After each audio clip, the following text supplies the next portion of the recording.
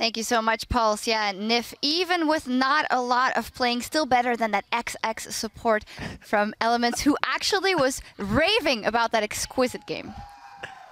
This is Oh, you're talking about me. I'm sorry. Sorry, I had the other support I had in mind for Elements was this fantastic player, actually, solid bar player. But yeah, what a game. And I think we can just immediately jump into our first replay and I think it quite sums up the way this game went. And this is where SK were doing Baron. They pressed Sivir. They went in. The signature double ulti from Kalista and Alistar kind of combo, but then this happened. And I think this really sums up the game. SK with a bit of an oopsie. And then Elements finally back in control. And it went back and forth a lot.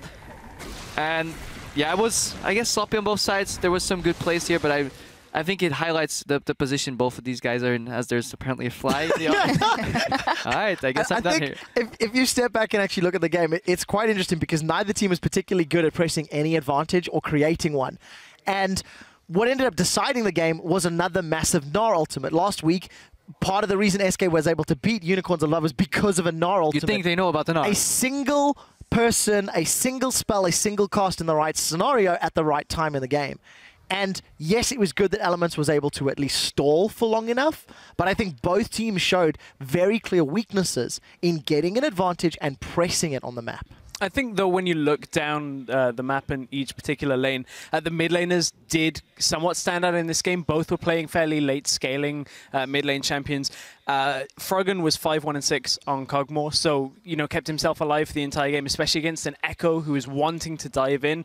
And then Echo went 6-2-5. So both mid laners played up to a point at which they still had a lot of impact in the game, regardless of maybe an oopsie here or there, as Crepper would put it. Yeah, definitely. And I think they just kind of ended up mimicking each other's play and just got lost in all the chaos as it was. Yeah, they really did. And I think for both teams, you know, they both came into this at 2-6 losses. Now it's 2-7, 3-6. They're still down at the bottom of the pile. There's a lot of climbing that needs to happen if either team wants to even realistically make a shot at playoffs.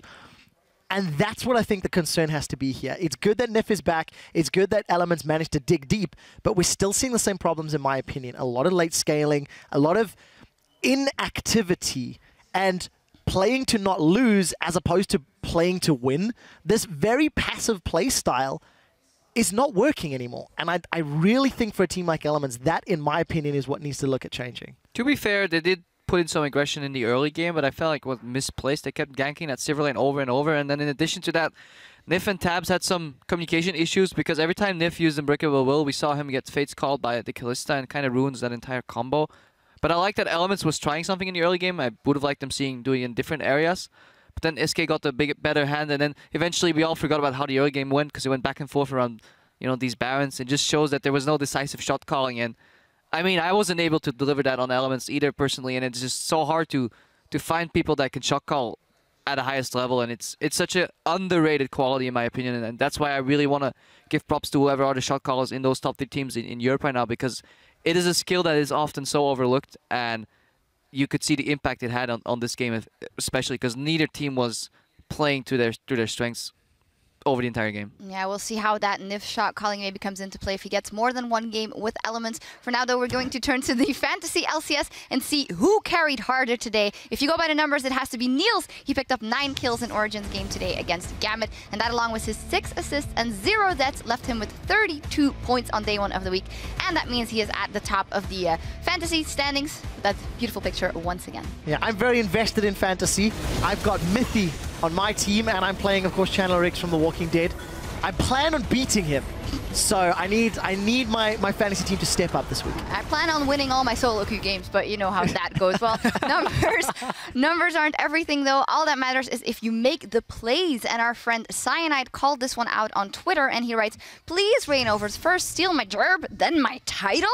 This is your LCS big play of the day." Pipman going back to base, and suddenly HK, they open it. Oh! Rainover! Are you serious? You want me to go top or what, Tony?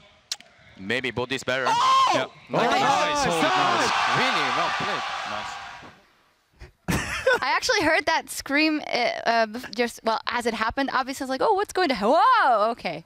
It's kind of a spoiler. Spoiler alert. Spoiler alert. Anyway, today's games mark the midpoint of the summer split. So let's see where things stand in the top three. Well, at the top of the tables, things are very much unchanged, with the exception of, well, the score between Fnatic and H2K, as H2K lost versus Fnatic. Fnatic is still undefeated. H2K and Origin, they're very firmly in third, and a lot of more of the same at the middle of the pack.